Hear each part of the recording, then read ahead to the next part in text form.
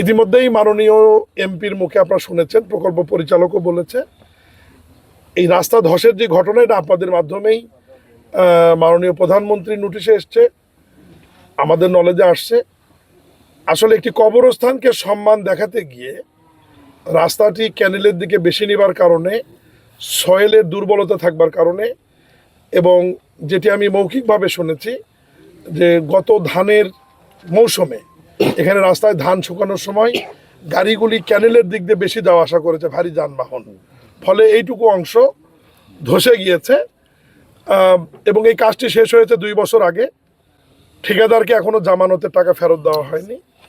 এখন ঠিকাদারের ত্রুটি কতটুকু ছিল এই বিষয়টি আমরা নোটিশে নিয়েছি, এটা নিয়ে আমরা আলোচনা করছি এবং নতুন করে এই রাস্তাটি যাতে আবার রেকটিফাই করা যায় আমরা সয়েল টেস্ট করিয়েছি, প্রকল্প পরিচালক ইতিমধ্যেই বলেছে, এবং আগামী 2-1 দিনের মধ্যেই আমরা নতুন করে কাজটি শুরু করে সয়েলের বিষয়টি মাথায় নিয়ে টেস্টের রেজাল্টটি নিয়ে এখন এমনভাবে নির্মাণ করা হবে যাতে গাড়ি চাপিয়ে যদি যায় বা ভারী যানবাহনও যদি চলাচল করে রাস্তাটি ভবিষ্যতে আর ক্ষতিগ্রস্ত হবে না।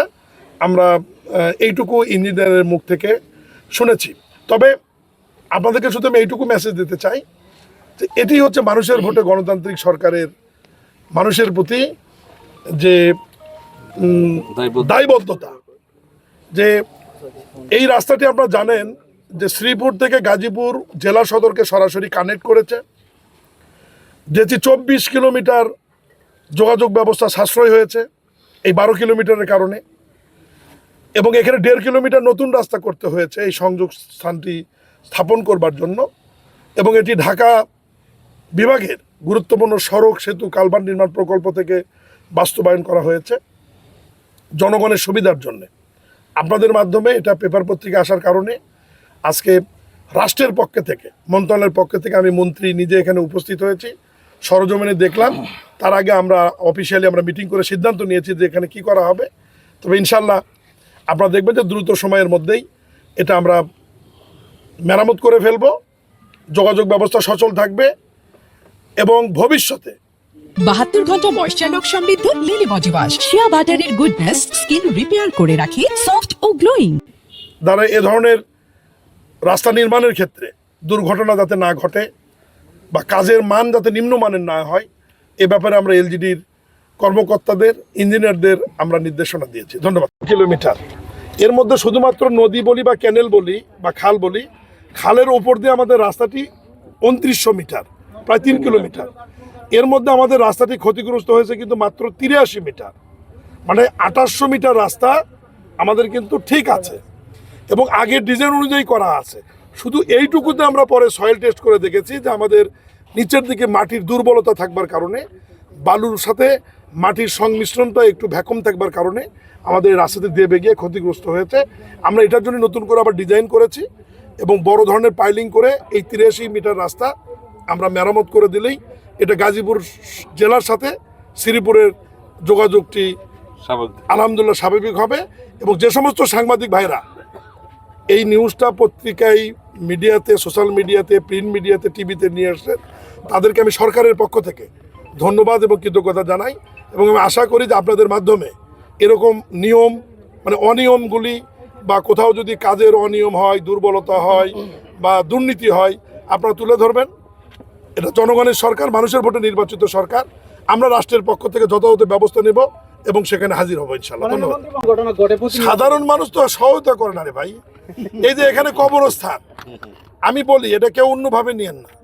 কবরস্থান কিন্তু স্থানান্তরের ব্যাপারে হাদিস কোরআনের বিধান রয়েছে। এখানে যদি কবরস্থানটা যদি স্থানান্তর করে দিত তাহলে কিন্তু ক্যানেলের দিকে আমাদের বেশি যেতে হতো না, আমরা শক্ত মাটি বেশি পাইতাম, রাস্তাটি আমরা ওই দিকে আরও নিতে পারতাম, তাহলে কিন্তু এই দুর্ঘটনা ঘটতো না। নারকেলের গাছ আলা হয়তো প্রভাবশালী, সে হয়তো গাছ কাটতে দিচ্ছে না, পোলট্রি ফার্ম হয়তো আরও প্রভাবশালী।